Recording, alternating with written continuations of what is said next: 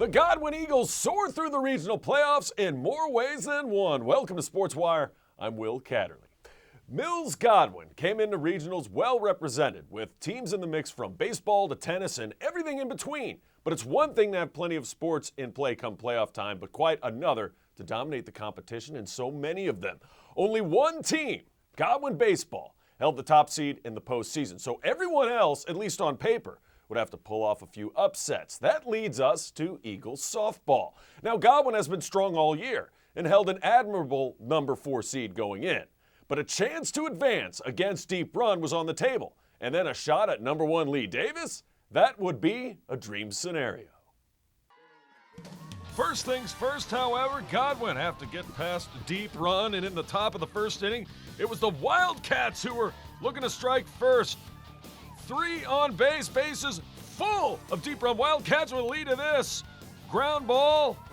Sydney Flores does the job, an RBI ground out. Deep Run on the board, up 1-0 as Hannah Sinema crosses home plate. They weren't done. That doggle hunt, it's a base hit up the middle. 1 run scores.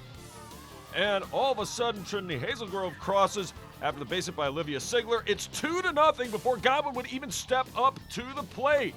Sparandeo on the mound. Eagles a runner on second. Now she's trucking for home. And she slides in safely. Lauren Murphy. And the ball would get away, and coming all the way around is the catcher, Sydney Schaefer. And you've not heard the last of Sydney Schaefer. Eagles tie it up at 2. Later, second. All of a sudden, pitching started to pay dividends for Mills Godwin. Lauren Murphy with the strikeout. Sparandeo doing likewise. She gets Rihanna Jones. And then how about some defense? Catcher Sydney Schaefer with the putout, catching the runner trying to steal second. This time, bottom half of the inning, Eagles. Couple of ladies on, setting it up for this. Ivy Ray, star of the week maybe for Mills Godwin softball. I'll tell you why in a little bit. Ivy Ray with a double to bring home a run. Godwin in front, still batting. That gets by. Rihanna Jones drives home. Lauren Murphy, she gets the double high five. And the Eagles are doubling up. Deep Run now up 4-2. Wildcats trying to respond. Line drive all the way to the wall.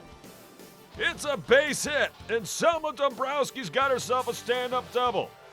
Then, both runners advancing to second and third. Run comes across the score. It's anybody's game. They do get the out at third, however, as Deep Run got greedy on the base pass, so it's a 4-3 ball game. Close, but Lauren Murphy, a double down the line. She would, with that double, have the new Virginia State records for doubles in a year and doubles in a career. No double here with a runner aboard. Sydney Schaefer goes yardo. That ball will see ya next time. A 2-run shot by the Schaefer. And the Eagles now up big time. Using the momentum too. They're going to call her safe on the RBI base hit. And the Eagles, it's double thumbs up and some dabbing to boot as Godwin moves on and beats Deep Run. 8-3 is your final. And Godwin was far from over because Ivy Ray with a solo home run in the top of the 7th, set it up for this. The final out against number 1 seed Lee Davis, and the Eagles pull off the upset. More importantly, their season continues as they advance to play for the regional title and make it to states. Godwin Eagles take down top seed Lee Davis.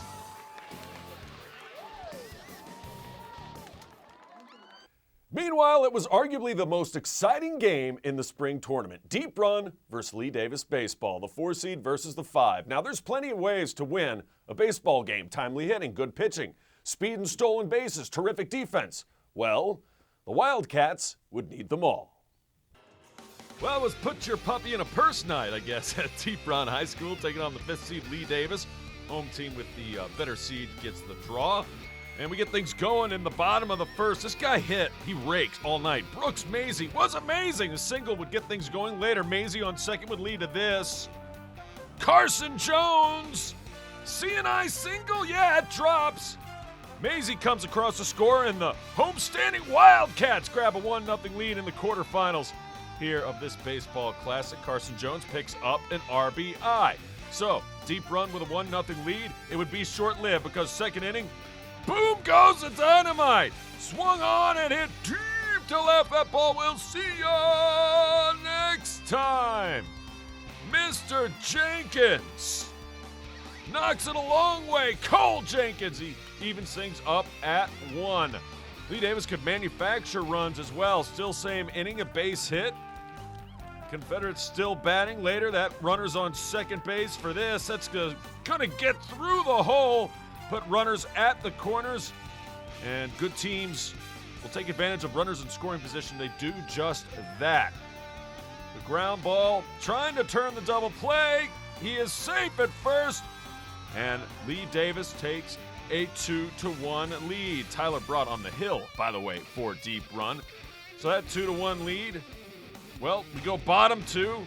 Curveball getting a lot on the plate, and Rutherford B. Hayes fallen with a single up the center, up the middle. It would lead to this, number 34, bringing the boomstick. That dog will hunt. Drew Larson brings home Hayes fallen. Wildcats tie the thing back up at 2. It was a seesaw affair. So, driving home runs, manufacturing runs, getting it going. It's 2-2 after 2. Deep run, third inning now. Trying to take the lead. Base hit the other way. Nick Noonan drives home who else but Brooks Maisie. Wildcats now up 3-2. That lead would be short-lived. Well, would it? Lee Davis with runners on second and third. Remember, I said before these highlights, defense will win you ball games. Fly ball to left. Going to be a sacrifice fly, right? Not according to Tanner Vale. Look at the gun! And the tag out by Larson. Ends the inning, 2 outs. Lee Davis thought it was deep enough to try to score a run with a sacrifice fly. And Vale, Tanner Vale vanquishes him at home. And Lee Davis leaves that run off the equation, off the scoreboard. Later, how about we try it to right? Runner at third, 2 outs. He's going to tag. No, sir, says Carson Jones. What an arm!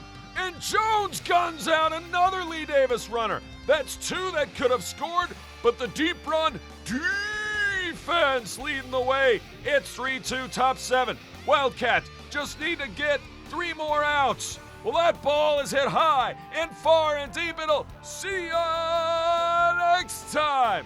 It's a solo shot. And number 19 for Lee Davis, Zach Last. Fans were razzing him for having his shirt unbuckled to him, buckled it one more. Lee Davis is gone unbuckled. We're going extra innings. 10th inning, still tied at 3. CNI single for deep run. And when you put Mr. Sweeney on, things are going to happen. Scott Sweeney stole second. Then, you see right there, he stole third. It led to this. Brooks Maisie. I said he was big all night. He just got hits when it mattered most. Ground ball up the middle. They can't corral it in the infield. And Sweeney scores. It's a walk-off knock. And Brooks Maisie and Sweeney and the Wildcats survive and advance as they take down Lee Davis.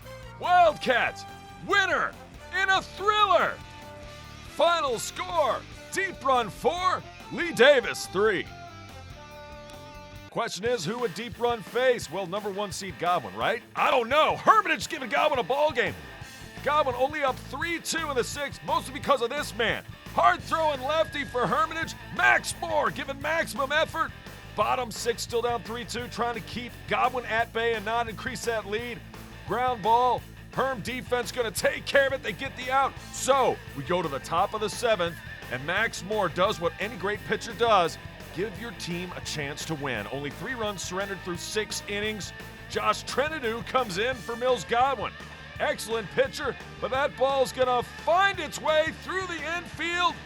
And The tying run is aboard at first base in the form of Mikey Alvarez. Hermitage still not done. That ball's in the dirt, but it's also ball 4. Now 2 runs aboard, first and second for the Panthers. 2 outs though. The walk by Justin Jornet. Then it would lead to this ground ball. I got it. I don't got it. And he's lucky he caught the ball at first base. Now the bases are absolutely loaded. Derek Rodriguez gets aboard. So, Hermitage, if they could just get a base hit, a runner on first, a runner on second. Runner on second had cramps, he'd be okay. Runner on third. Josh Trina do? Josh Trina can, and Josh Trina does! Gets the strikeout to end the threat, and the Godwin Eagles. They saw the ghosts of yesteryear where they fell to the 8th seed last year. Not happening this year. They beat Hermitage 3-2. So Godwin survives and advances after Hermitage gave them one heck of a scare. The Eagles would face off with rival Deep Run with a trip to states on the line. Complete highlights on the Knicks edition of SportsWire. But why wait? Follow us on Twitter to catch some of the big moments before the show. @WatchSportsWire for some instant action from some of the regional semifinals. Clips are up right now. Well, we head to the track when we come back. It's the regional meet at Glen Allen. Plus, all things lacrosse. Could the Lady Eagles do something they haven't done in school history? Well, highlights are straight ahead. Takeout meals for just $12.99. Call them. Sherry Pearson. You are the sole surviving heir of the King of Montanopolis, and you are now worth $45 million. I'm rich! This can't be real. Of course it's not real. Come on. Having money isn't about luck. Like that takeout meal. Cook at home instead, you can save thousands a year. Feed me. Feed the pig. Welcome back to SportsWire. How about some regional 5B track at Glen Allen High School? Boys, long jump, Alex Stewart Muyundo. 20 feet 6 inches, good enough for 7th place teammate Anthony Lazaro, 20 feet even. That was good for 5th place overall. And the man you're about to see right here, Keontae Midget. Watch this jump, check it out. Good enough for 2nd place overall at 21 feet, 10 and a half inches. Elsie Bird would take the top spot. Girls long jump, this would be really good if it counted. She was just over the board, fouled by less than 1/4 of an inch, I swear. Still, Kayla Spencer good for 3rd place, 17 feet, 10 and a half inches. Rebecca Brendel was 1st place for Godwin overall. And Mia Sia here for Verina, 16 feet, 5 inches, good enough for 5th place overall. How about we go from some jumping to some hurdling? Girls 100. And stay in the center of your lanes. Watch Jada Foreman of Atlee battling Kayla Spencer of Highland Springs. And Jada Foreman gets the win, and actually coming in second is Janiyah Vaughn of Verina. Kayla Spencer finishes 3rd for Highland Springs at 15.94 seconds. So a good run for her. Let's go to boys 100 hurdles. And again, middle lane. This is all Highland Springs. Springers are fast in this meet, especially when it comes to the sprints. William Spencer. Nobody's going to catch him. You know who came close, though? Braden Wilson. That's Britton Wilson's brother from Mills Godwin. He finishes 2nd. Keontae Sarita for Verina with a 3rd place finish overall. Girls 100.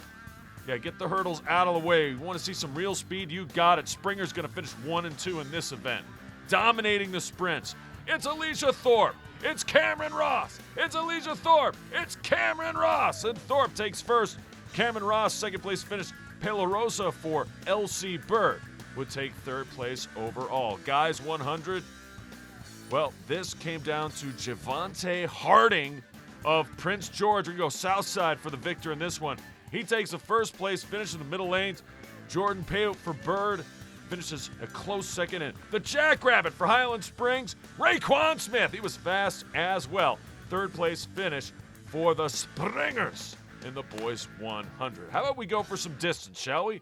Girls 1,600 meter race.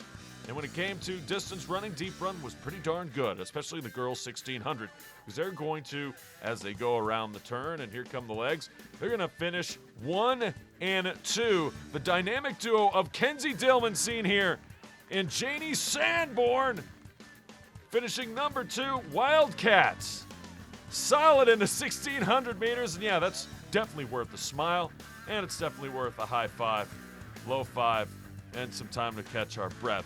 Deep run goes 1 and 2, girls 16. How about the guys 1,600?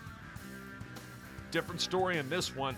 And down the stretch, it would be really interesting to see the runners flip-flop positions in the final straightaway as around the corner they go. And here they come. Watch Cameron Hemlinger for Atlee, number 4. He's going to pass Jacob Plummer of LC Bird in the final 30 meters and takes first place, and he knows it. A little fist pump. Plummer second for Bird. Deep run finishes 3rd and 4th. Jake Schindel seen there, and Colby Burcham 4th place overall for deep run. So not bad distance for the guys at the Wildcats in the 1,600s. The 4x1, back to the sprinting, back to Highland Springs. Their 4x100 meter team won this race like, well, it was like nothing. We expect to win through the Springers. She crosses home safely first and gets the winner chicken dinner, take home first place. Going on to states for sure. How are the guys 4x1? Well, when it came to the 4x1, started off looking at Verina's team, very solid. But it was Hermitage at the end of the day who outpaced the rest. So congratulations to the Hermitage Panthers. They are your regional champs in the 4x100 relay race.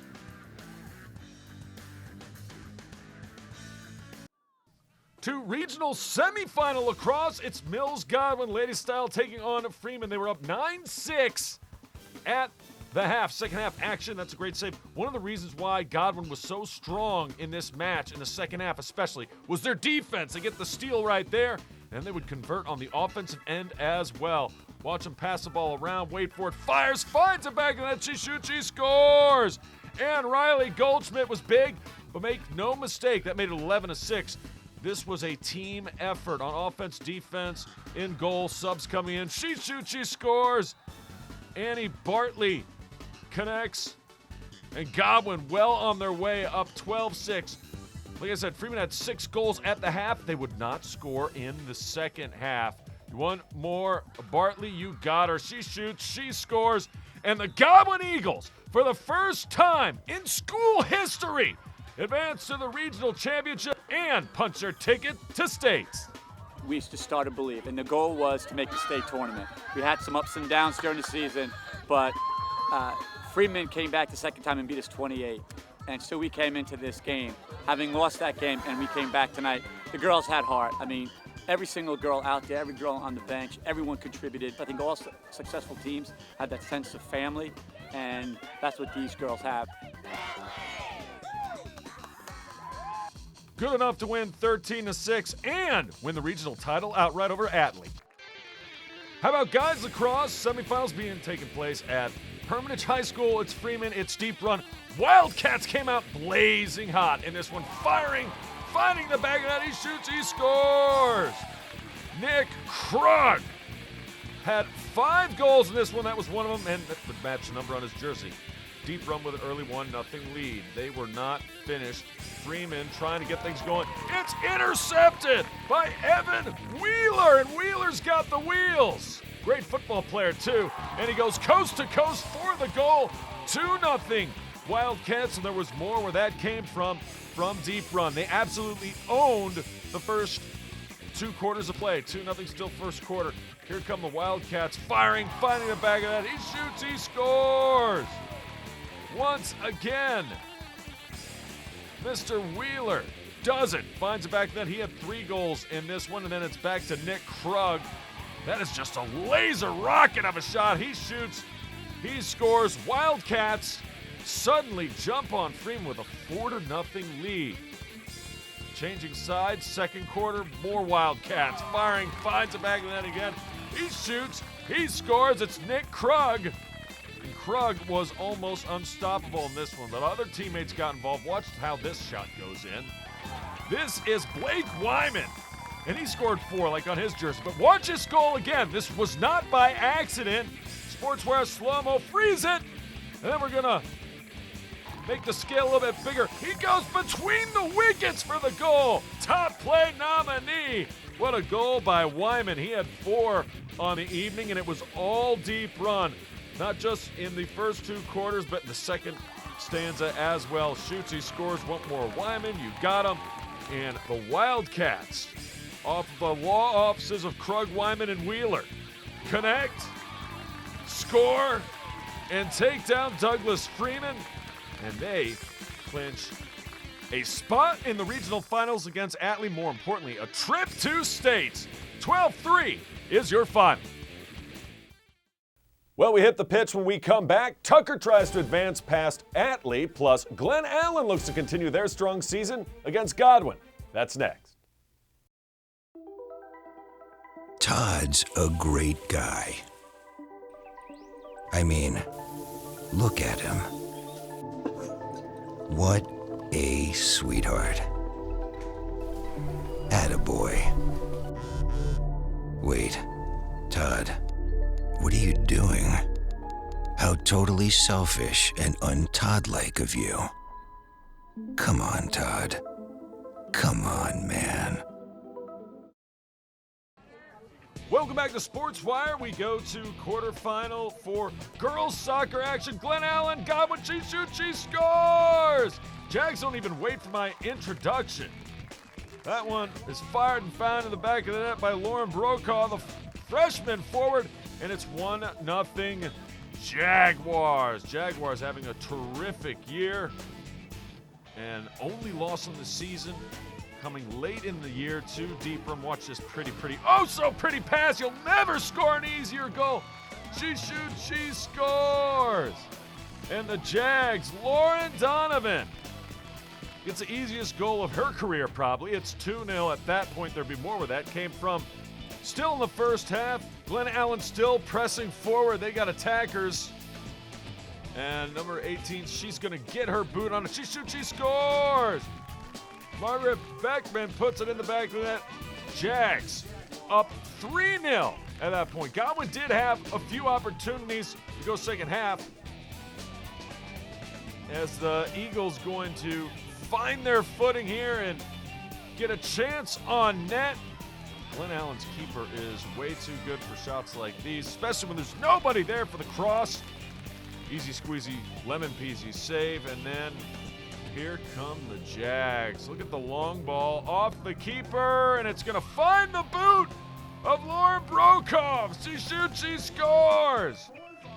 And the Jags up 4-0. Lauren Donovan, second half action. She's ready to make this 5. Glen Allen all over Godwin on this night. And firing, goes top left shelf. She shoots, she scores. Donovan with a couple of goals in this one. Glen Allen would actually add one more before it was all said and done. And at the end of the day, Glen Allen moves on. 6-0 is your final. Meanwhile, the earlier game, we go to the guys' bracket. It's the 3 seed Tucker Tigers taking on the 6 seed Atlee. That ball is hit high. It is far. It is gone. It is skied out. Still first half highlights. Tucker on the free kick. Nice looking save by the Atlee keeper. He says, I got that. Nobody's coming in with that. Actually, nobody really did much of anything in this match. The opportunities, I should say, were few and far between. Atlee on the break. The long ball looking good. Tucker's keeper was there. It was one of the few moments where Atlee had some serious pressure. Still first half, another free shot, and man, they were all just going high. Misses that one high. And then second half, no score. Looks like Tucker trying to change that. He shoots. He scores! Evan Walker, Texas Ranger, does just that. And the Tigers take a 1-0 lead. Would that be all they needed? 23 minutes and change to go. Well, they'd have some more chances. Here's a shot heading towards the net, and no. Atlee says no. They get the stop. More pressure from the Tigers, trying to put this one on ice and make it a 2-0 game. This was a great chance, and just somehow the keeper denies it, and they deny the rebound as well. But Atlee, no offense. Tucker, that one goal stands up. They win it 1-0. The Tigers would face off against Godwin and fall 4-2. Still an excellent year for Tucker. Meanwhile, the Lady Jags fell to Freeman in overtime. Highlights of that match will be on the next edition of SportsWire. Of course, if you follow us on Twitter, you can see the game-winning goal right now. That's @WatchSportsWire for the late game heroics. We're talking tennis now. Girls and guys, singles and doubles action. That's right, the tournament is taking place, and we start with girls singles, where you see in the front court right there, Emily Wirt gets a victory, and she wins the championship with a 6-5, 6-2 win over Deep Run's Olivia Wright. So Olivia Wright goes down in singles to Emily Wirt of Mills Godwin. But speaking of Wright, her and her teammates seen here, Audrey Butterworth, well, they took home the doubles championship with a 6-1, 6-0 win over Douglas Freeman's Emmy Levinson and Bryn House.